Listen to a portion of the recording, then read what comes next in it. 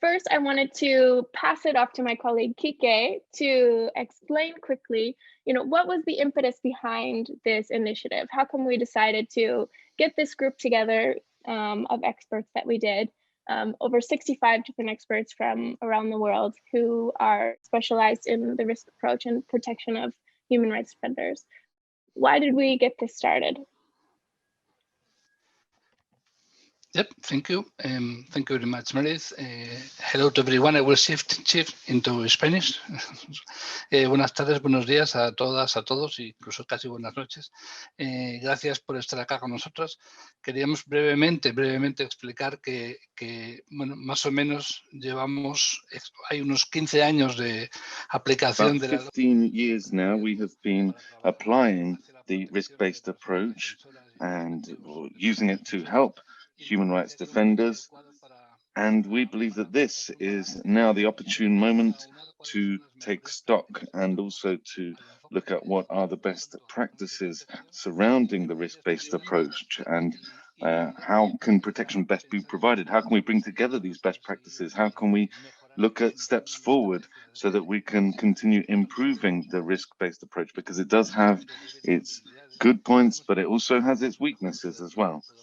And therefore, we want to do the best with this strategy, with this approach, placing human rights defenders at the heart of all of what we do and basing ourselves on human rights as best possible. So this is the methodology that we have developed. We will get into detail. We are launching this with the collaboration of many people. It's thanks to many that we have been able to do this. I won't go into any more detail right now, but maybe I can hand the floor to our Executive Director, Liliana De Marco. Please go ahead, Liliana. Yes. Thank you, and good afternoon, good morning, good evening to everybody. Thank you for the introduction. I'm here simply to welcome you all on the behalf of Protection International to this launch event, where we will be discussing and presenting new standards for the protection of human rights defenders at risk. As Kike said, it's been 15 years, so we've been working on this with this approach, a risk-based approach for the protection of defenders. And this has been not only us, this approach has been used by defenders themselves, NGOs, by UN stakeholders, the Inter-American System for Human Rights, as well as even constitutional courts. Now, this approach has offered to us a relatively simple tool for conducting a situated analysis of the threats faced by defenders.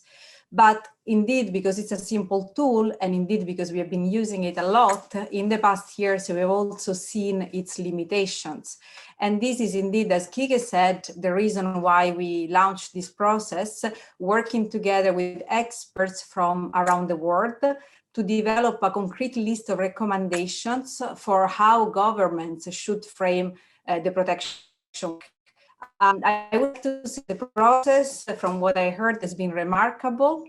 We have had 65 participants from Latin America, Europe, Africa, the MENA region, and Southeast Asia. And indeed, we have been trying to involve as many perspectives as possible to ensure that the recommendations themselves could speak to the diversity of contexts in which defenders find themselves.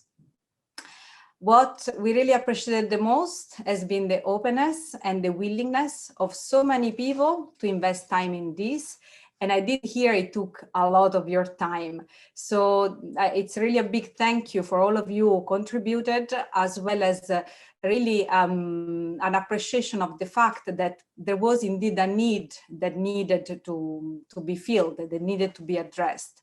I am very grateful for the efforts that my colleagues Meredith Veit, as well as Kike Eguren, have put into this, as they've built a space for reflections and learnings, which I think was not only worth it to those who participated, but in fact to the whole HRD community.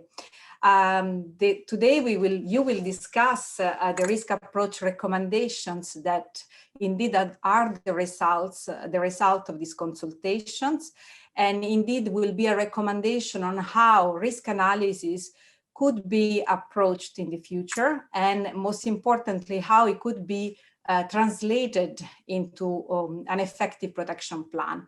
We also hope that these recommendations will serve as a reference for defenders to claim what the type of protection that they deserve, and eventually start a productive dialogue among mechanisms and among states. We never are tired to remind ourselves, and states after those who are responsible to protect defenders, and in doing so, they should do it putting defenders at the center. So with this fantastic process that we already had in the past few months, I think the conversation today can only be a productive one, and I really wish you to enjoy to the most and have a very good afternoon. So thank you for being here today. Thank you, Liliana. And so we're gonna get right into the meat of it. I already posted the links in the chat of where you can find the final, I mean, they're evolving, but the latest version that we all came up with together of these risk approach recommendations in English, Spanish, and French. We also have them in Portuguese and Arabic as of now, hopefully looking to translate them into more languages. And just before we get started, I'm going to quickly launch a poll. So something's going to pop up into your screen, and it's quick yes or no responses. Just to get a feel for the audience, we're about 230 people right now. The first question is, have you had exposure to the risk approach before? And the second one is, have you actually used and implemented the risk approach in your work? So I'll read those again for the translators. Have you had exposure to the risk approach before? And have you used it in your work? Okay, we'll give it a couple more seconds. Okay, so we can see, there were even more responses coming in, but just as a matter of time, we're going to keep moving forward. A good number of people have both had exposure to this and have been using this in this work. So that's really great news.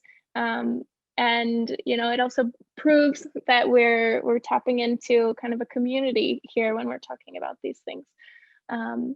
So to get started, Kike and I know we're going to invite all of our panelists to turn on their cameras. We're not going to go through and introduce everybody one by one, and go through all of their very impressive bios, because it would take us all day, all of the things that these people have accomplished.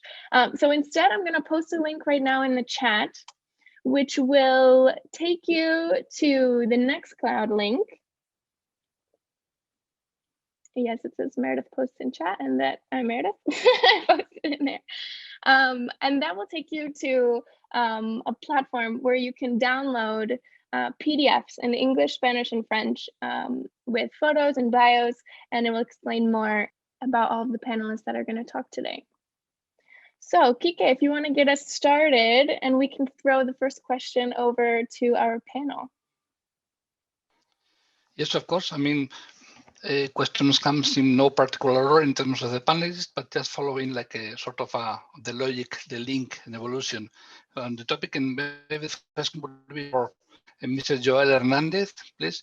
If could you let us know, could you talk us a bit about how the risk approach is currently implemented by the Inter-American system, please? Thank you. Sí, muchas gracias por la invitación a este importante panel. Para responder... Thank you very much for inviting me to this very important panel here today. And now let me just explain the tool that we use, the approach that we have in implementing the risk-based approach. It's really through the cautionary measures system. So I don't have to explain exactly what this means, because I know that there are experts here. I would just want to stress a few points. Firstly, in order for the Commission to carry out these measures, three requirements are needed. Firstly, the seriousness of the situation, and this means that one particular there might be a particular impact on a particular right or on a decision that is taken at inter-American level. Secondly, urgency of the situation. So using the information provided, we seek to evaluate the risk, the imminent risk, and then finally, the third requirement is the irreparable nature. So this means the rights that through their very own nature cannot have reparations provided for. Then the Commission takes into account, once they receive a request, they move to analyzing the situation. They look at the context of violence that the human rights offenders may be facing.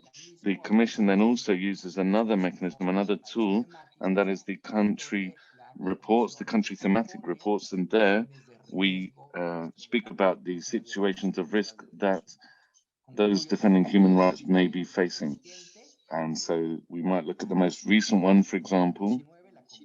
In 2019, the Commission published its report on the situation of human rights defenders and social leaders in Colombia, and we analyzed the attacks that took place against collectives and groups, and we also looked to study the underlying causes and the risk that these individuals were facing. And now we want to hear from Ricardo, if he can talk a little bit more about the risk approach and how it's currently being implemented at the UN level. Very well. Well, hello everyone. It's really a pleasure to be here and a privilege to share this space with such remarkable human rights defenders who are here today from different angles of human rights work. Civil society organizations at local, national and international level, networks, donors, international human rights bodies and mechanisms, and state institutions. So I would like to thank Enrique and Protection International, not only for inviting me, but also for coming up with such a marvelous initiative. In regards to your question, I believe that the methodological construction of risk approach has been one of our major technical guidelines while working in different field missions. On the one hand, it provided us with concrete tools to support human rights defenders at risk. Being able to understand the risk they're facing is basic in order for us to be able to design holistic strategies to support the human rights work, contributing to the human rights goals as well as their safety and that of their colleagues, their families and their communities. On the other hand, it has also become the guidance for us, field practitioners, when it comes to providing technical assistance to state institutions, notably protection mechanisms or comparable systems. For instance, without the risk approach methodology, it would be unlikely that IACHR managed to conduct such a comprehensive review of the functioning of the protection mechanism in Mexico, a process that led to what is now a strengthening plan that Jorge here today in the Ministry of Interior is leading, and that Espacio SSE, which Paola represents here today as well, is closely monitoring and supporting. In brief, from my standpoint, field collective developments have been as important as this one to IACHR's field work worldwide regarding human rights defenders. You continually receive inputs from human rights defenders, state authorities, civil society, academic experts, and so on. So for the IACHR, we just love to keep up and follow the developments of this open source technical expertise. Being able to understand it as a living instrument that is constantly being nourished by a number of different actors is for me truly exciting. Muchas gracias, Ricardo. Perdón, cambio de castellano a español porque me manejo. Thank you very much. So just in Spanish,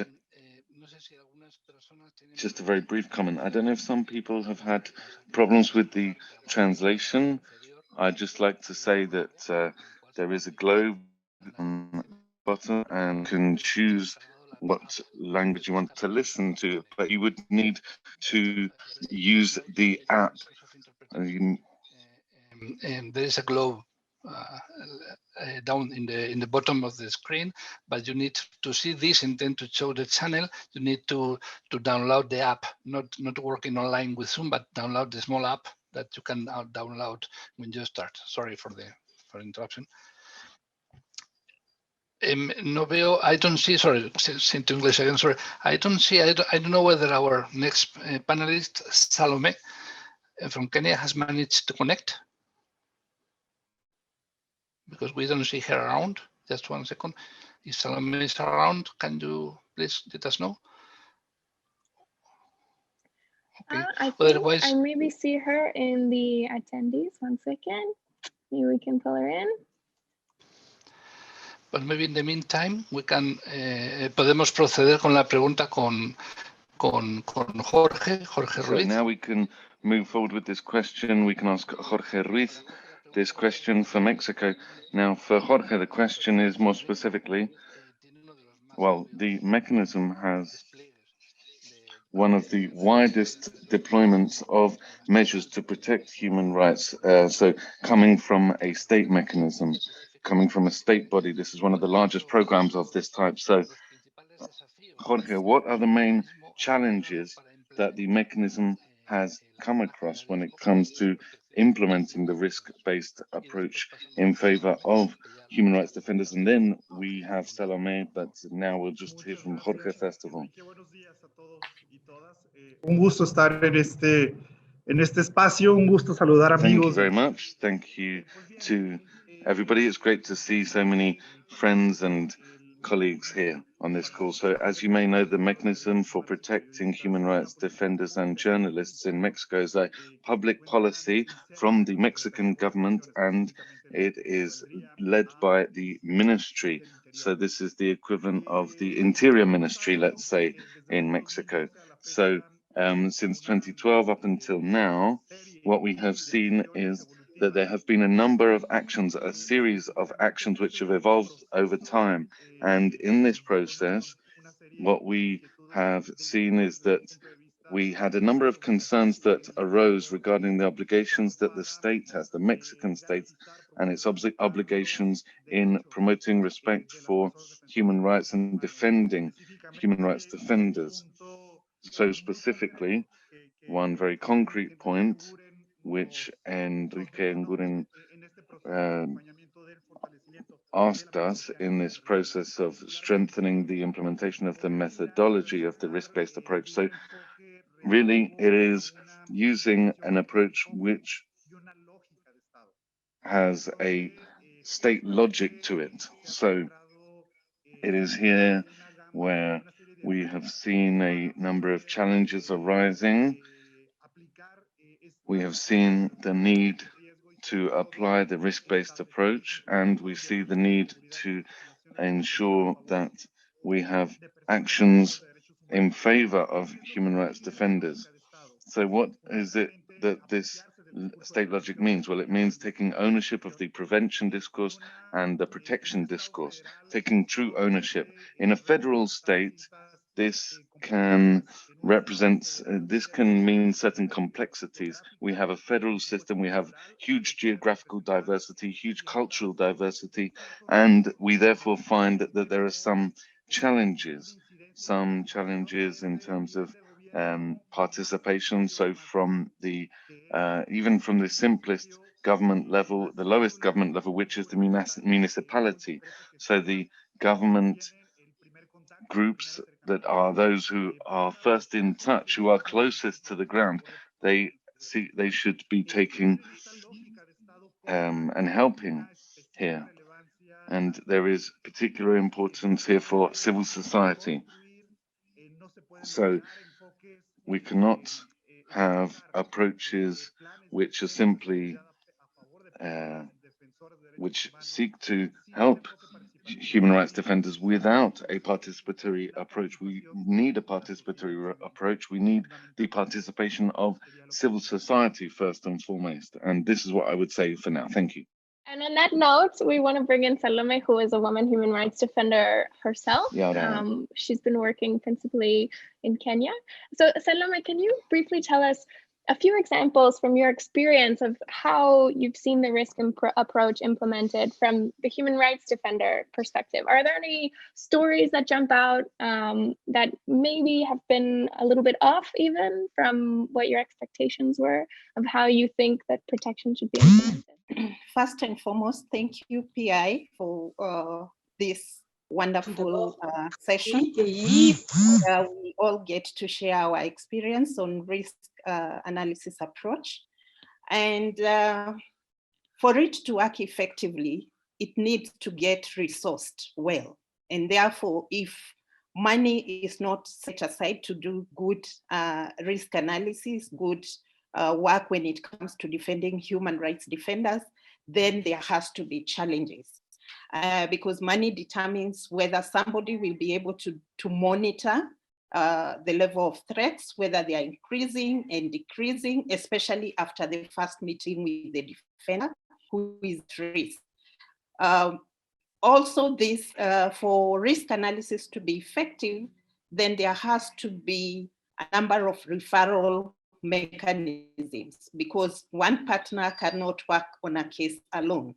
I want to cite an example of a case where a defender who is at risk, the aggressor could be a state agent.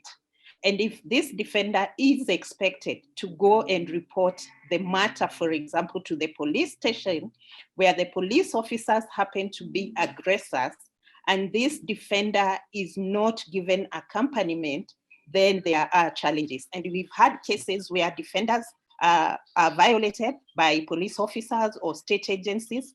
They are expected to first go and report that matter. And the reporting place is another police station. And the experience has been every time they walk to a police station to report a violation by an officer, then they tend to be violated even further because their case is not recorded. So in such a situation, what needs to happen is for either the defender to be accompanied to go and report, or if there are entities that are supposed to hold government officers accountable, then these officers need to pick up the case and follow it up.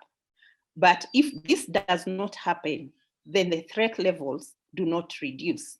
And the HRD will not have the capacity to deal with the situation or with the threat without being supported by any other partner or an entity that has the responsibility to do that. The second challenge is, of course, if a country does not have a mechanism or a policy to protect human rights defenders, then violations will continue happening, threats will continue rising, because basically there is no mechanism or policy that seeks to protect a human rights defender. So for now, those are the two examples that I would want to share, which definitely have an impact on the risk analysis. Thank you, Salome. Maybe we can jump to perdón, vuelvo al español, perdón. Volviendo, pero una pregunta para Brian Dule, asesor senior, asesor especial, perdón, para Brian, the special representante especial para defensores de derechos humanos. Vamos, estamos seguros de que tú has visto, conoces la aplicación del enfoque de riesgo en muchos contextos diferentes. En tu opinión, ¿cuáles son tanto los mayores avances en la aplicación de este enfoque, como también cuáles son las barreras que se encuentran al aplicar el enfoque de riesgo? Trabajando especialmente con estados, gobiernos, ese foco sobre todo. Especially focusing on the work with governments. Thank you very much. Thanks for letting me speak today. I'm sorry I'm not Mary. She sends her regards and she would have been here, but she had already been booked, in fact, for 2 other events this afternoon. So I'm sorry about that. Thank you for inviting me to participate also in the workshops leading up to this. In terms of barriers and problems to implementation, some are really pretty fundamental and basic and chronic. They've been problems for a long time. I mean, as Salome's just said there, sometimes the state is the aggressor. And that's just a difficult proposition to go to look for protection from the entity which is targeting you. The second thing is that I think genuinely many government officials do not understand, they do not recognize the responsibilities and obligations they have. That's absolutely no excuse, but they just don't get it. I don't know if Jorge was referencing this in his presentation about local level officials, but when we talk to government officials, I think many of them are genuinely surprised at the extent of their obligations and protections. Thirdly, then also, again, and this is a long-term problem, is just a lack of political will. And often you see the protection mechanisms that have been set up are inadequately resourced.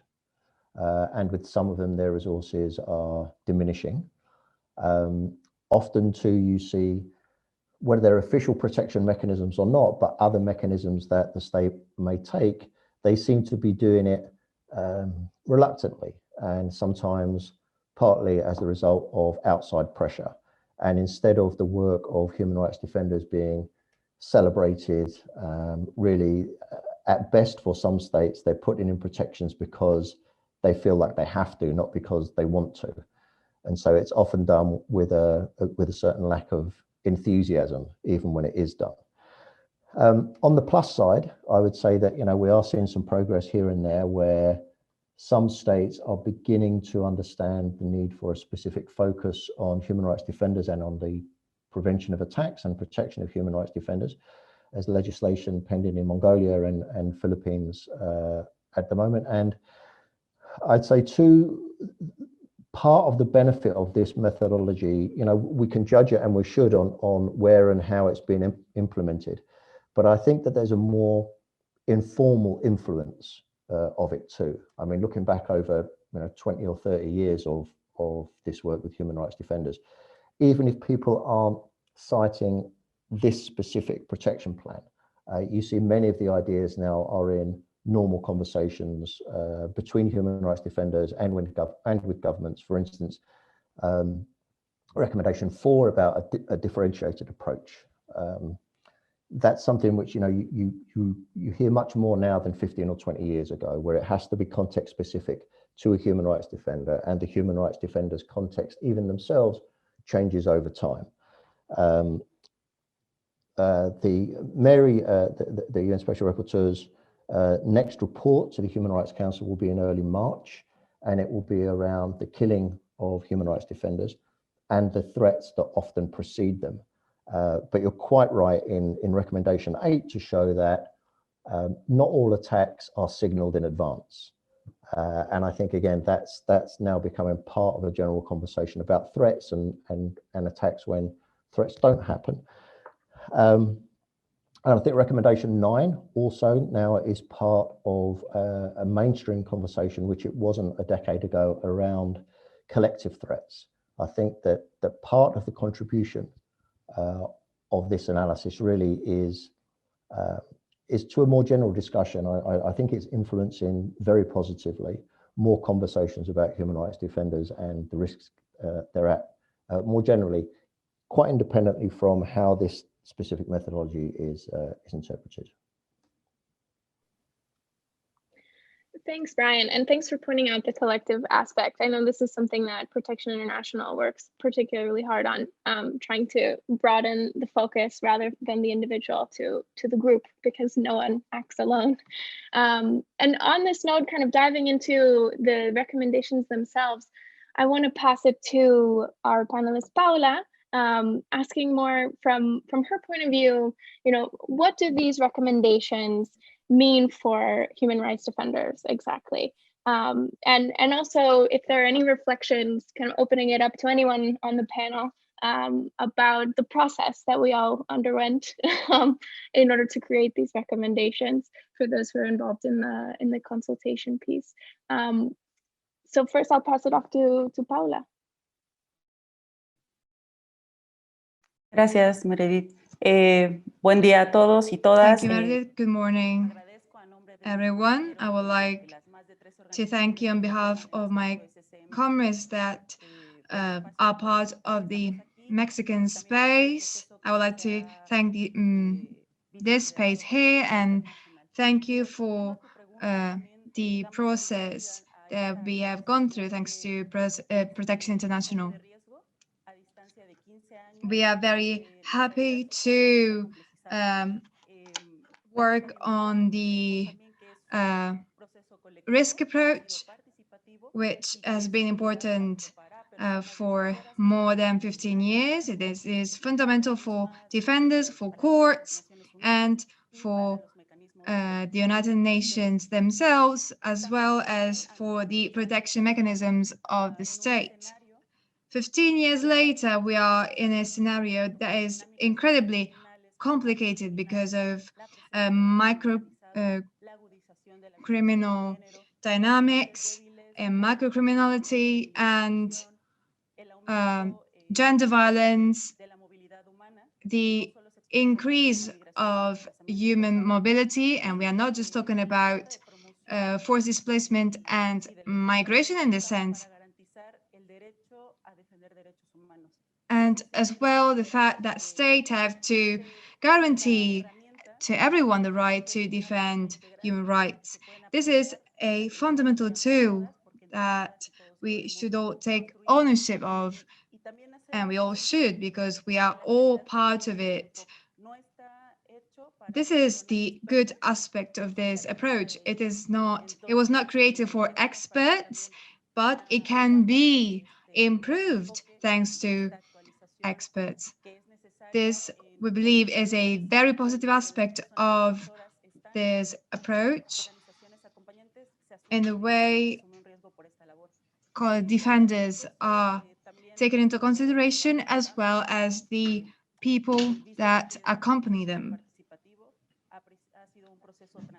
This process has been participatory, transparent, methodological, thanks to the people that led it, Kike, Meredith, and many more. We all here, and many more people that are not here in this forum, but they are communicating with us through the chat, and thanks to their experiences over the years from their regions, they supported us in our work on these recommendations, and I am sure that they are supporting all of us as defenders, supporters. Thank you. Thanks so much, Paula. Just to open it up, if anyone else has any more comments about the process of how we came to create these recommendations together. If I can jump in and say that for me, the process was quite informative because it gave us an opportunity to, one, understand risks from our context, but also an opportunity to get to hear our different perspectives of how we view risk. And this was an eye-opener because you could understand somehow what is happening in other regions. And I just hope that this process can trickle down to other human rights defenders, just to have a feel of how the recommendations are likely to impact on them, but also because we say this is a process, it's not ending because we have these recommendations. There's room for review and inform them based on our context. Muchas gracias, Salome. Si no hay más comentarios. Thank you, Salome. If there are no more comments on the process in itself, we can continue on focusing on the result of the process of these recommendations and how these can help us on other aspects of our work, such as defending human rights. So we are some questions for Luciana and Marta. How do these recommendations could affect, support, and help your daily work? Because we are putting together different types of works, right? I don't know if Luciana would like to start and then can follow, Marta can follow. Thank you, Kike. I would just like to add a few things about the process. It's true, it was a collective process, but it was also an inclusive process because, for example, you were all very careful about making sure that several languages could participate. We're talking about also the interpretation right now into English, French, and Spanish, which seems incredibly useful to me and I'm deeply grateful for. At the same time, many were the reflections and comments included. We are talking about tens of people that were included, and all of them could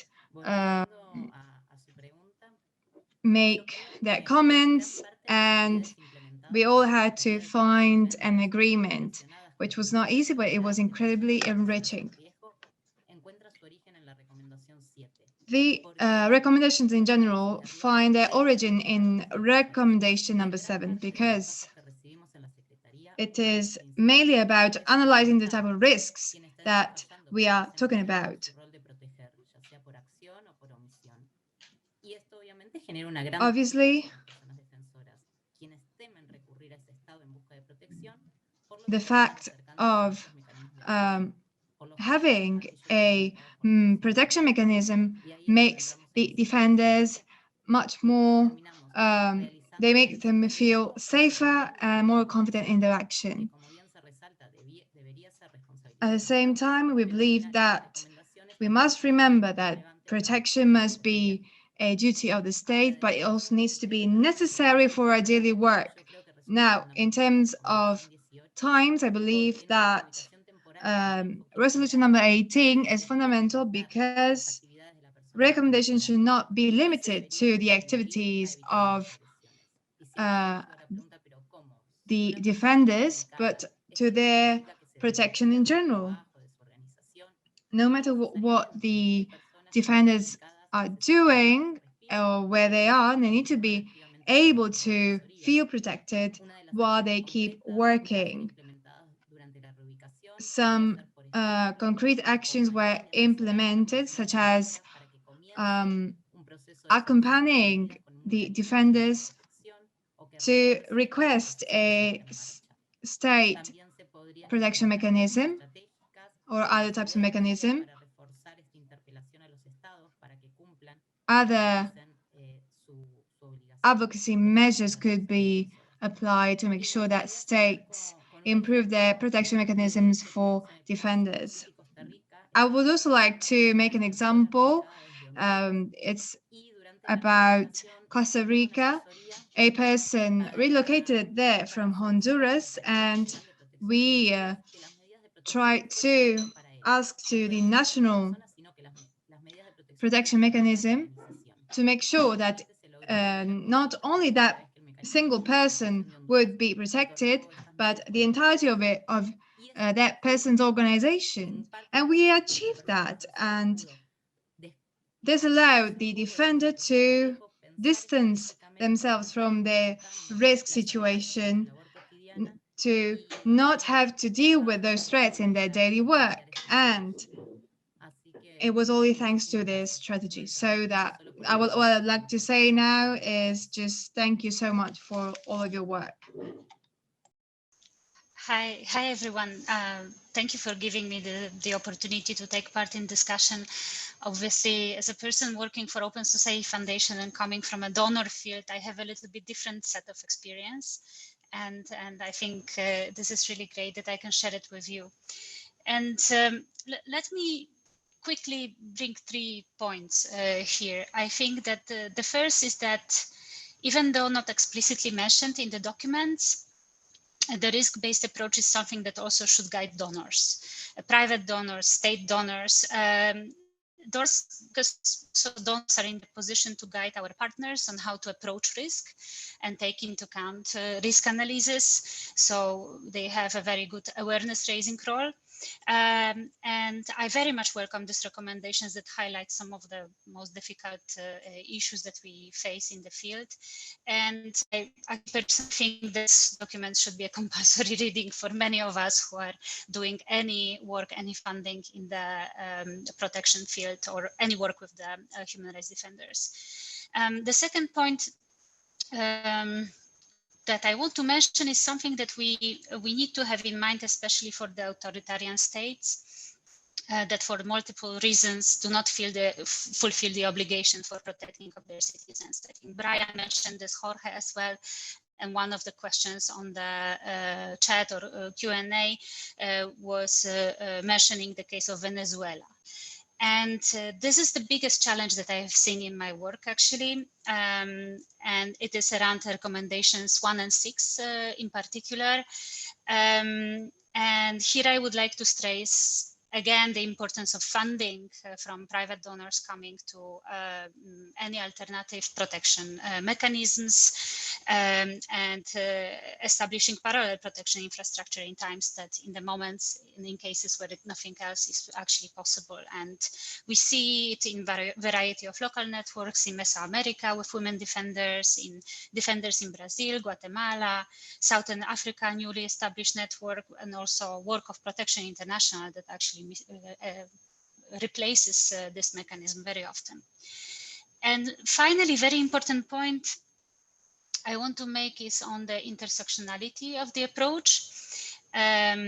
It is something that we as a donor funding around the globe learned the hard way. And as Salome brought some examples of how what mistakes are done in the field with assessment done by experts, I think we've done many mistakes as in OSF in my career as well, supporting projects that didn't look into psychosocial work, or supporting international experts who had no idea about what is the local context, or basically some assessments that never looked into the gender issues or done by I don't know male trainers in a feminist surrounding. So I think that the recommendations 4 and 5 speak very well to it, and there is no one fit-all approach, or it makes activists safe. And in my work, I really see how the risk approach works very well in rural Colombia or in current protests in Poland, Belarus, Russia, and other contexts. So I think it's a very good tool that many of us should really learn more about and read the recommendations. Thank you. Thank you, Magda. And this is a perfect segue into our next question. I want to direct this at Islam. We had conversations about this too during our live discussions through the consultation process, incorporating a gendered approach, intersectionality, the psychosocial approach was really crucial. And we tried really hard to make it so that it wasn't just name dropping these terms, We wanted to provide accurate and updated kind of definitions or understandings of what they were. And so Islam, if you could talk a little bit based on your experience and also based on what we've put together in recommendations 4 and 5, exactly how we tried to do this and how you foresee implementing these 4 and 5 recommendations into your work. So first of all, I really want to thank you for leading the coordinating efforts despite the ongoing circumstances. And I really want to thank the interpreters too. So first of all, recommendations 4 and 5 are really the highlight of this discussion.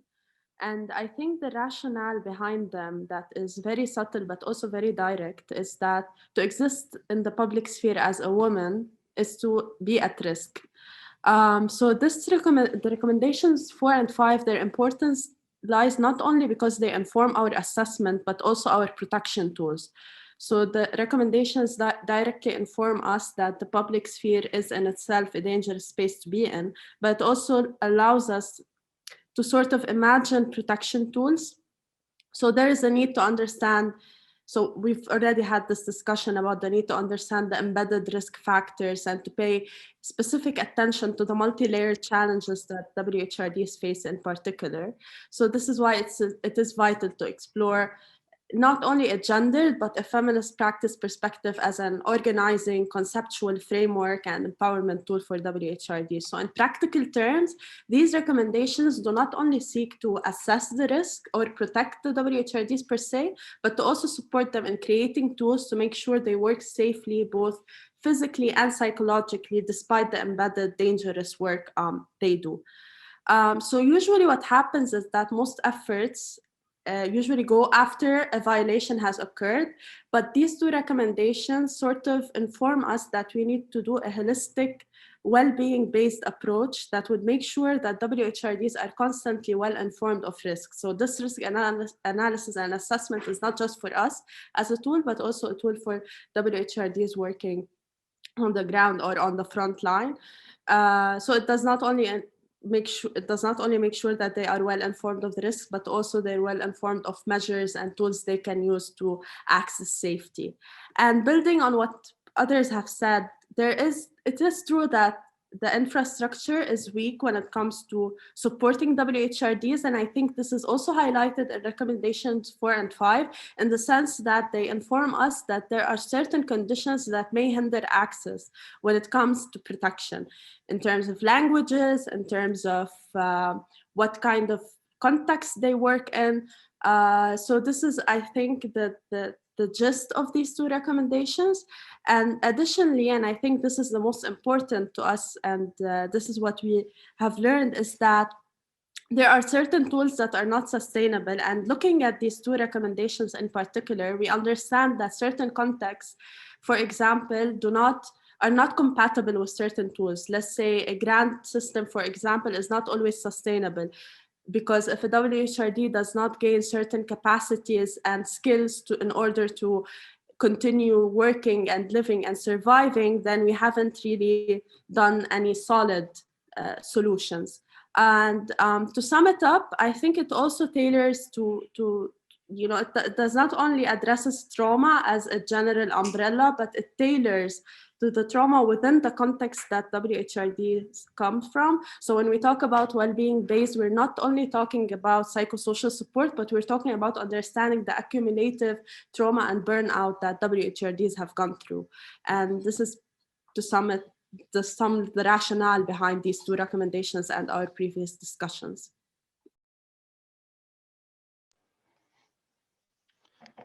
Thank you very much, Islam. Maybe building on the different logic now, there's a question for Salome, please, because I mean, most of the experience around risk, analysis, risk approach come from Latin America, not all of them, but many of them. So we would love to learn from you. What do you think about how the logic of the risk approach might be implemented in the different situations and contexts within Africa and Kenya, but maybe in Africa, and which are the steps that might be taken to better introduce the logic and to make the risk approach useful for defenders throughout the region? Thank you. Let me first make reference to recommendation 1 and 21 and start at the national level, which is Kenya. If the state is to take the responsibility, then we must have a policy. And if I go to the region, we have countries that have laws that protect human rights defenders. So these are laws that can be borrowed and domesticated if, for example, we want to implement recommendation 1, 21, and 21 as fast as possible. And this calls for working together as civil society, as human rights defenders, as funding partners, as the UN agencies, so that we can put pressure to countries that do not have laws yet they consistently violate rights. Because without a law or a policy to protect human rights defenders, however much we talk about violations, the governments or state agencies and aggressors will always find a way to castigate human rights defenders. So some of the things that we can think of immediately is in situations where countries have laws and policies, how do we network sensitized defenders so that they are able to start agitating for laws to be passed within their country? How do we start lobbying leaders so that they can start One, appreciating these recommendations so that they are able to urge the government, they are able to start implementing them, whether there's a policy or not. So for me, there is need to first create awareness around these recommendations to the defenders, to people who work with defenders, to our funding partners, so that they start looking at risk analysis differently, not the usual way we have been doing it. Then number two, the issue of effective resourcing, especially for those of us who do protection work. We need to take risk analysis and risk approach seriously. It is not an event. This is a process. You need to look at it from before even the HRD comes to you to report. You need to assess the context under which defenders are working so that you can anticipate what is likely to happen to them. And when they come back to you and tell you we are facing threats, walk with them the journey of continuing to analyze whether the threats are decreasing, increasing, and this might call for training them, enhancing their capacity, accompanying them so that they are able to deal with the threats as they come. But most important, it's the aspect, embracing monitoring and evaluation as a culture to even monitor risk analysis and protection plans that we put in place. Finally, for me, the issue of solidarity, and this solidarity is in regard for us having or establishing referral pathways that defenders at risk can turn to in case, one, the organization is not able to effectively and conclusively work with them in assessing risk. If, for example, you do not have enough resources, partner with another organization which can be effective to undertaking a continuous risk assessment. And of course, feedback mechanisms need to be put in place so that we also get to know if we are doing good work. We also need to give our government feedback. We need to give our funding partners feedback based on what is emerging from the human rights defenders. Allow me to make reference to recommendation 9, because this is another area where we go wrong, where we look at a defender as an individual and we do not appreciate that this defender interacts on a daily basis with people from community level, other defenders. This is a mother, it could be a sister, and therefore when you're thinking about risk analysis, we need to broaden the scope so that you're not just looking at the individual who reports they are threatened. You're looking at that individual and everybody else who is nearby.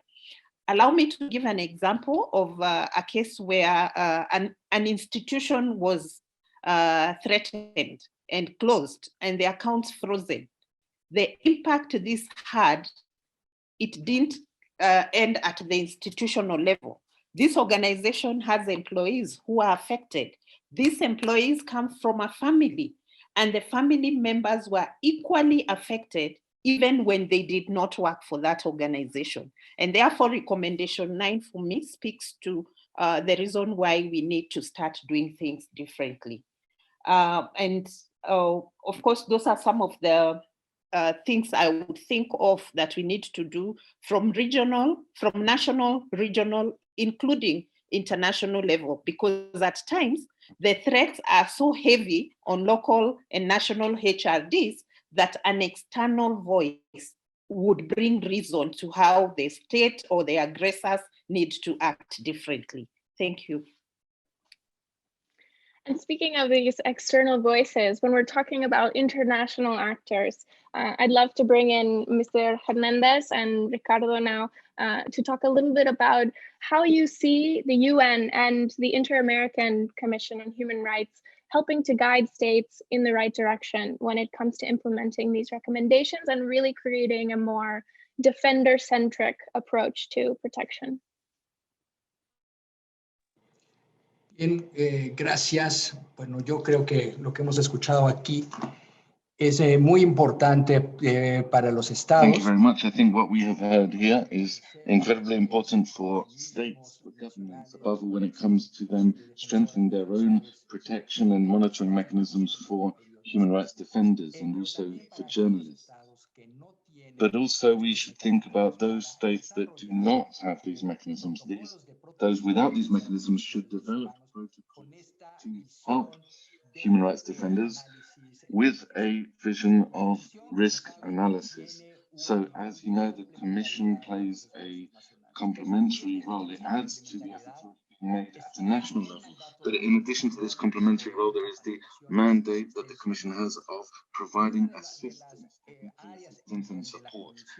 And one of the areas in which the Commission has focused on recently in capacity building is the area of improving mechanisms for protecting human rights defenders at a national level. When the Commission adopts a cautionary measure, it bases itself on the capacities that the state and government have when it comes to implementing protection measures. One example of this cooperation provided by the Inter-American Commission is support provided to national mechanisms, and that is really the work that we have with Honduras. And this was created following the country-specific report for 2019. So that is a working group which provides technical assistance and support, and it takes into account a number of the recommendations and to strengthen the mechanism for protecting human rights in Honduras. Unfortunately, the pandemic interrupted our work. We have not been able to make the progress that we were hoping for.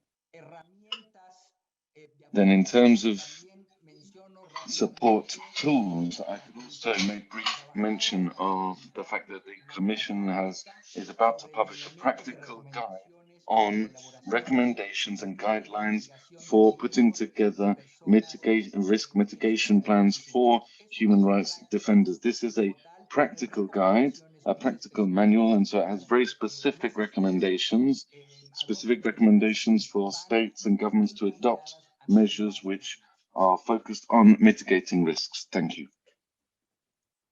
Well, following up on what Joel just mentioned, I would like to single out 4 aspects. The first one, that OHCR works directly accompanying and supporting human rights defenders. This would allow us to collaboratively identify risk. Islam just mentioned the need to be well informed about risk, to be well informed about protection measures. Then communicating this risk to the authorities and requesting their intervention, but also considering alternatives to state responses, because in many cases it is not an option, or it is an insufficient one. Following up on the implementation of protection measures. And just to give an example, just 2 days ago, we had the opportunity to visit an indigenous community that has suffered a number of attacks. And most of our interaction went around their risk, their vulnerabilities, their security incidents, and of course, on devising a collaboration strategy to address the needs we identified. Second, collaboration with civil society. They're truly our most important compass and source of information. So our constant communication with civil society allows us to analyze patterns and trends in symptoms of risk, and come up with plans to tackle these patterns and trends with a focus on prevention and sustainable institutional strengthening. Third, through supporting the work by special procedures. And just to give a concrete example, in 2010, the special rapporteurs on freedom of expression from both systems, the Inter-American system and the universal one, visited Mexico and recommended that Mexico should create a protection mechanism. Of course, this was a result of the deep knowledge of the situation of human rights defenders and journalists in the country, and in turn a result of the very professional work being done by civil society there, that gathered forces to demand that and participated throughout the whole process. This ensured that Mexico has today the mechanism that serves as an example when it comes to governance and participation from civil society. And fourth, our direct work with state institutions through technical support, participating in technical committees where specific protection plans are being decided. We do this in several countries, and promoting an intersectional approach to risk analysis and to the decision-making process regarding protection plans. Of course, also through building capacities of civil servants in charge of protection, sharing best practices and tools, and collaborating in the development of technical tools, procedures, and guidelines. For instance, the mechanism here in Honduras recently adopted a manual on gender perspective. That is mainly the result of a collaborative effort between civil society, the state, and the UN. Perfect. Thank you so much. And now we are going to have one final all-encompassing question. This is for all of the panelists. And then we're going to move right into the question and answer because we have a lot of great and really topical questions coming in. So starting with Magda, and then we can move on to Jorge and perhaps Brian. In one sentence or less, what do you think needs to happen so that these recommendations come off the page and take tangible form in real life? A hard task in one sentence. I can do it within a minute, but it's not going to be one sentence. Let me bring here example from past years when I was, as a donor, we were entering some countries where there were perhaps the risk analysis was not that very popular because traditionally those were not countries that were really that much perceived as dangerous for activists. I'm talking here about countries like Poland, Hungary, you know, Central Eastern Europe. That has a little bit different situation than in Colombia. And I think very important was the awareness raising that I mentioned that the donors and organizations like PI are doing. But the other very useful tool for us as a donor was a peer learning, because I think when you learn from other people's experiences, what we heard today from Salome, for example, that was, I think it's really crucial. Very quickly, right, in sort of a sentence, I would say it's important to show specific examples of success, to provide space for defenders to share how this is benefiting them, of the real examples of how using this methodology is helping either individual defenders or their communities. Make it very people-centered and very personal, and I think that will animate the recommendations and show really of what practical benefit they are. Bien, si me permiten, no podría plantearlo en una... Well, if I may, maybe not in one single sentence, but just a couple of recommendations. Above all, thinking sin lugar a dudas, nos impone un reto principal. This is a key challenge, and we need a true una línea directa con las organizaciones de la sociedad civil, con las personas defensoras de derechos humanos. Conceive the intervention of a protection mechanism if it does not happen through a participatory process. This is fundamental.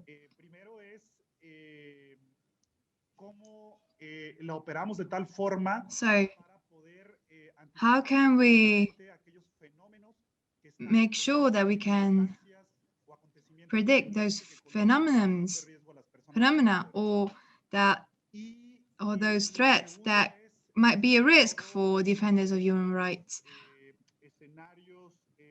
And secondly, considering those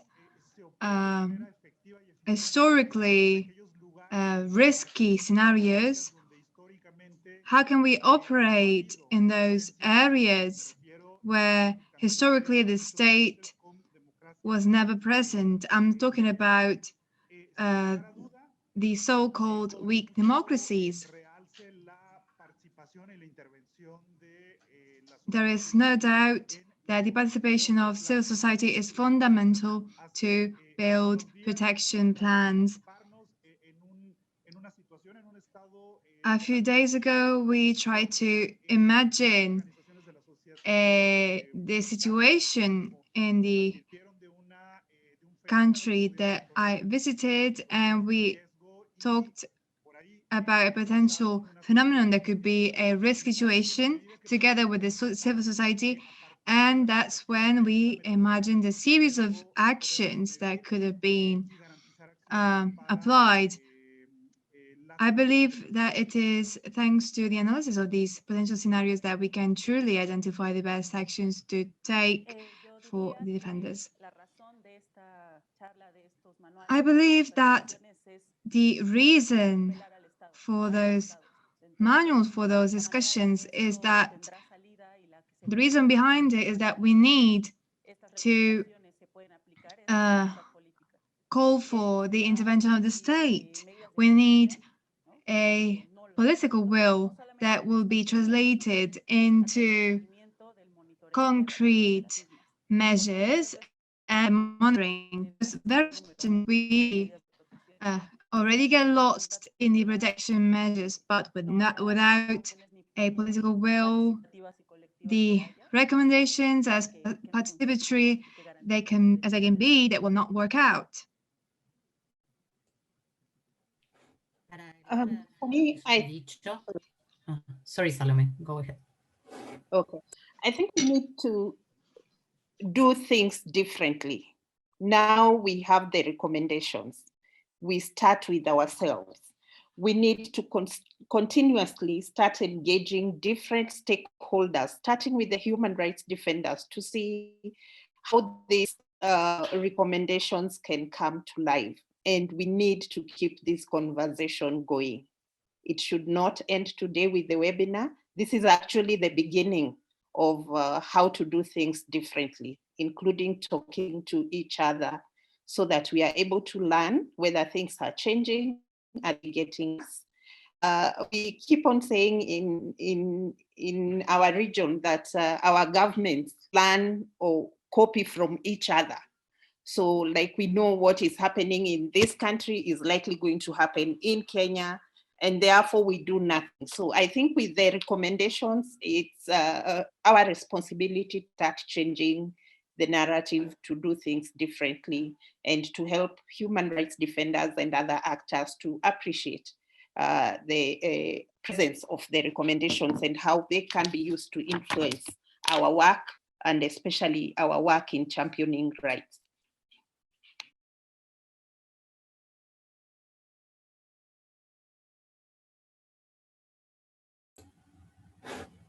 Sí, lo que me gustaría agregar es que creo que los What I would equipos like to add is that I believe that the working groups or the national protection mechanisms shouldn't just have the ideal working skills, but I'm also talking about personal skills, such as being a good listener, empathy, and obviously supporting the ideals of human rights defenders.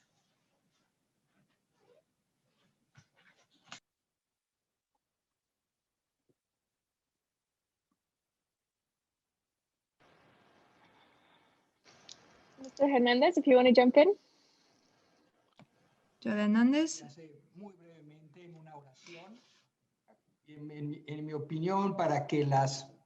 So I would just like to briefly say that the recommendations need to become tangible, and for that it is fundamental that the state put forward public policies that must be broad and comprehensive, and that aim at finding the structural reasons of those risks. This is not just about responding to an immediate issue. It is also about creating broader mechanisms, broader policies. Obviously, it is not an easy task, and it will not be easy for a state to advance on these issues, but it is fundamental that states take charge of this in terms of their public policies.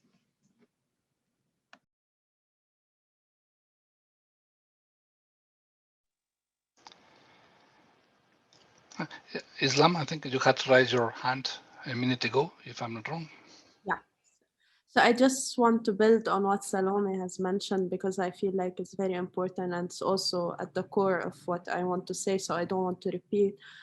But it's for these recommendations to be tangible, it's very important to take steps into building international or cross-border protection alliances and systems, and to make sure that we contextualize and receive periodic updates about contexts that WHRDs come from, and invest in collective and individual forms of protection, highlighting what Salome mentioned earlier, that the threat is not always individualized. Sometimes it's on the collective, sometimes it's on the families, and this is in particular to WHRDs, and this is something that we see on the regular in the MENA region.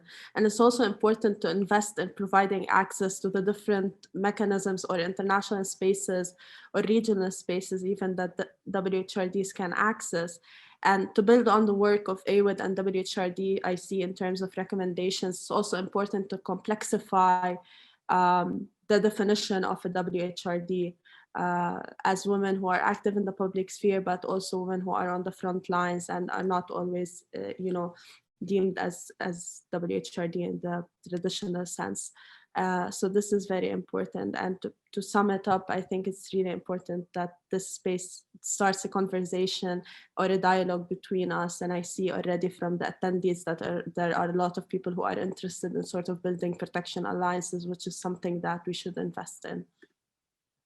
Great. Well, if we don't have any more to add on that, we'll jump into the Q&A. So we have a lot of questions here, and within PI, we've been kind of discussing on the side, and there are so many great questions that we actually are going to take all of them, write them down, and figure out a way to send responses, as many as possible, afterwards, because we know there's a lot of great stuff here that just in terms of time we won't be able to get to. But I'll invite Kike now to kick us off with our first question for the panel.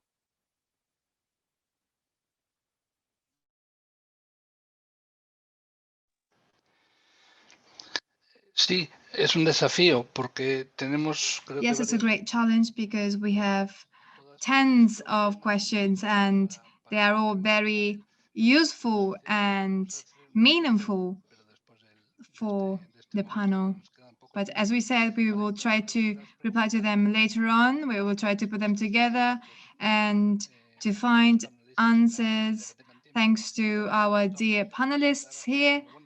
And we will try to not leave anyone out because, of course, these questions are key to understand how we should proceed in the future.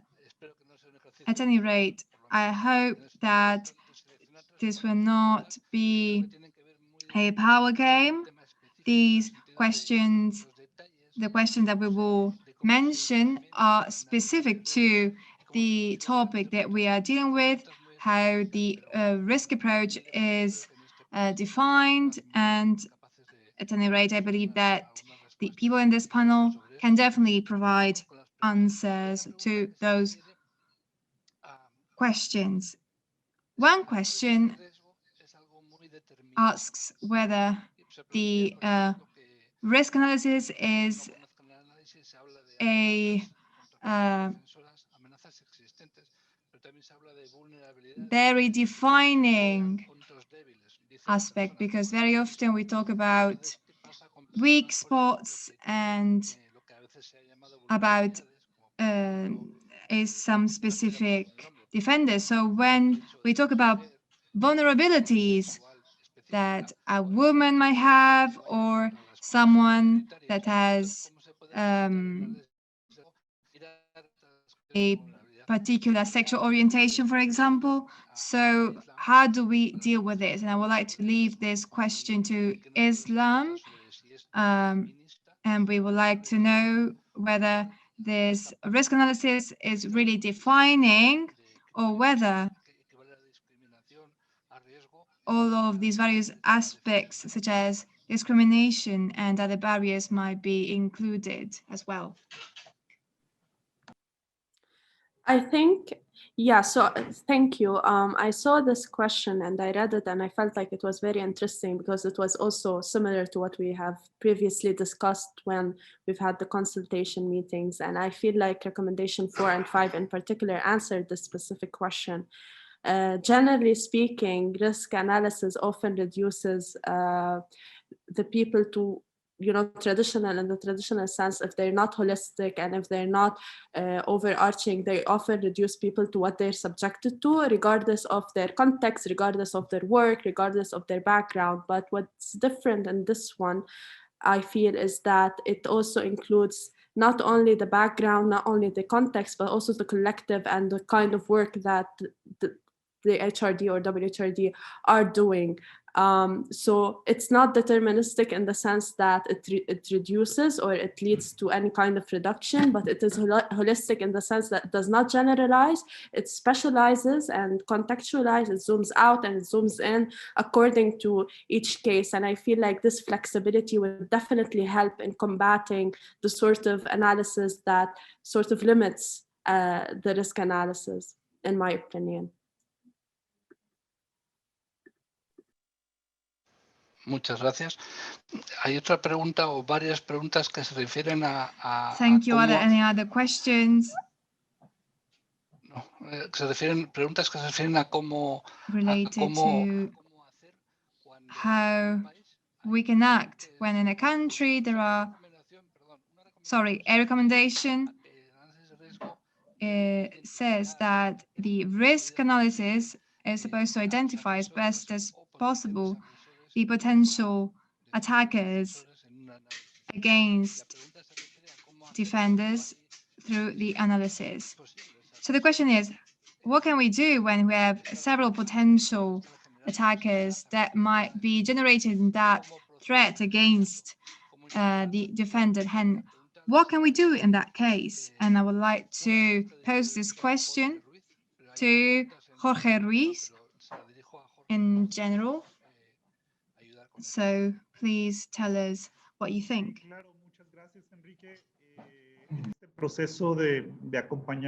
Yes, thank you very much, Enrique. So in terms of this support provided by Protection International, it's very useful in building a methodology. It helps us to, from the mechanism in Mexico, what we have found is that we find that there are a multiplicity of different actors that are able to identify themselves. We have worked with this methodological method trying to identify what is the source of risk, and the source of risk is often associated with the people who have the intention to create damage, or they have the intention of carrying out an aggression against human rights defenders. One fundamental point is that once these plans have been identified for aggressors, we have to involve them, and we have to put together a number of layers of security, a number of measures which allow us to mitigate that source of risk. And in many cases, this is the case. In many cases, we find that this is necessary when it's the government itself. The government has to eliminate that source of risk. This is a huge challenge, and I believe that with the application of this methodology, we can move towards reducing the source of risk, mitigating the source of risk. These are actors that are able to intervene in order to carry out damage, and what we find is that the actions and the protection measures have to be put together so that we can have a number of layers of security which allow the defender to carry out the tasks that they need to carry out and to do the activities that they do. And this has been defined often. Thank you.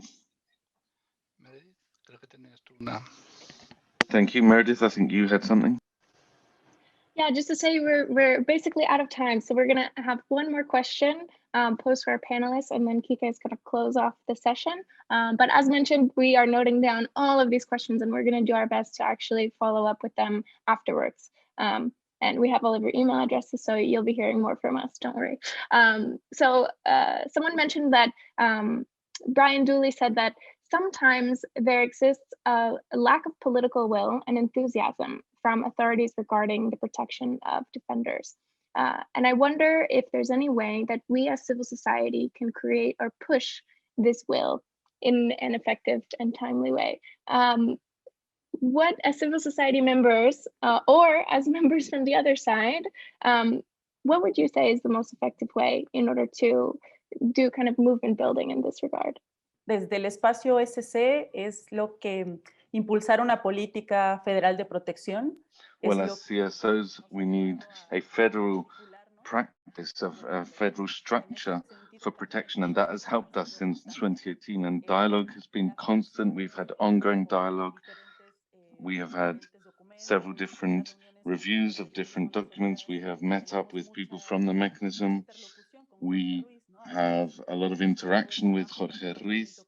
So all of the support work that has been done has been important, but also the government has shown its availability. So you can achieve more often if you have constant dialogue, ongoing dialogue, also in terms of accountability on the processes, the public policies, the implementation of public policies. That is how a path can be made so that we can bring different people together in the process to allow us to provide protection for human rights defenders.